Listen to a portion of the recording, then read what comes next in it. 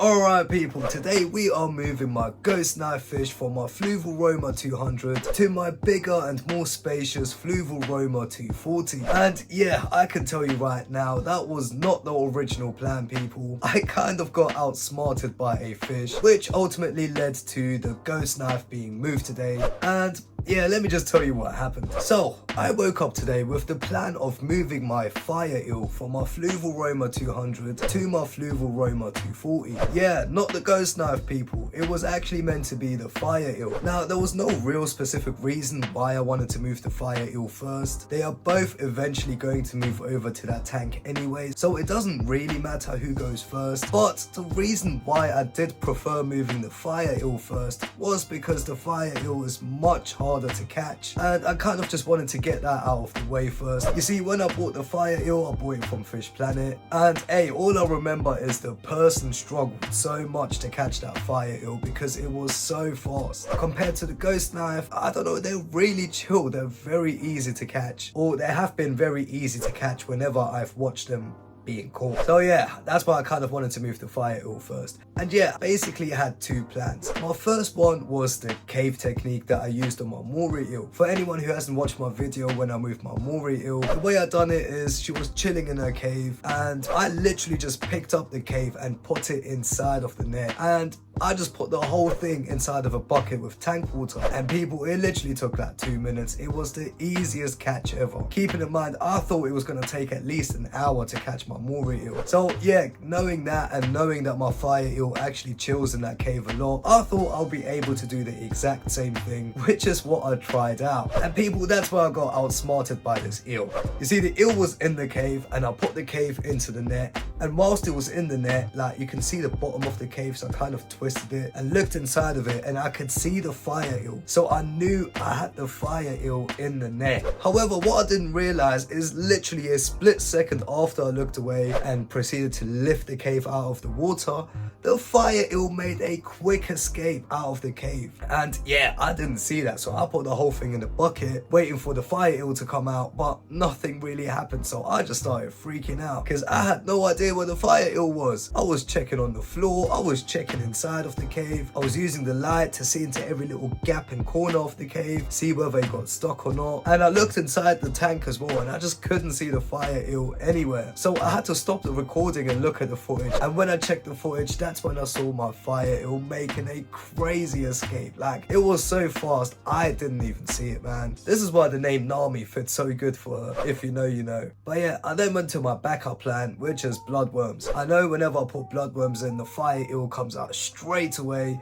And yeah, I put some into the net and I tried to get the fire eel to come out and swim into the net and maybe just, you know, catch the fire eel that way. But the fire eel was way too smart, like she was not going to fall for it. However, at that moment, who suddenly pops out from the back of the aquarium? My ghost knife. By the way, I know I keep calling my ghost knife, but that's because up until recently I always thought it was a boy, so I named it James. But not too long ago, someone left a comment letting me know that it does seem to be a female, and I've never come around to actually giving her a name. So yeah people, if you do have any suggestions for a name for my ghost knife, then let me know in the comments down below. But yeah, anyway, my ghost knife came out and she also saw the bloodworms in the net, and she didn't go into the net, but she was just chilling there and swimming very slowly, almost asking me to catch her. So I thought, you know what people, even though I wanted to catch the fire eel today, it makes much more sense just to catch the ghost knife now. And it literally took a few seconds. I just scooped the net this way and she was already in there, and I just popped her into the bucket. Before we carry on, if you are enjoying this video, then let me know by leaving a like, and if you want to see more videos like this every single week, then please remember to subscribe. It really helps me out. But yeah, right now the ghost knife is in the bucket with some water from the 200 and the 240,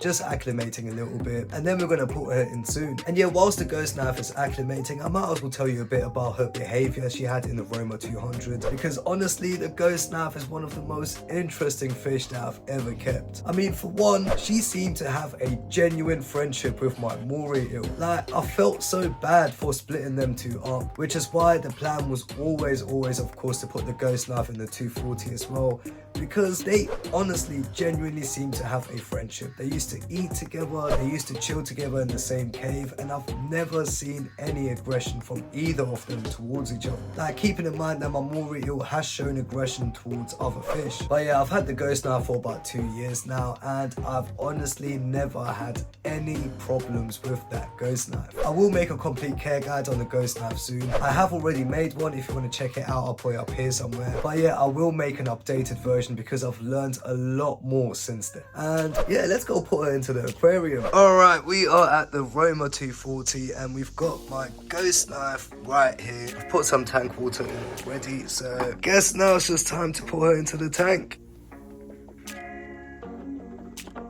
Oh wow. Oh, thank you so much for making it so easy for me.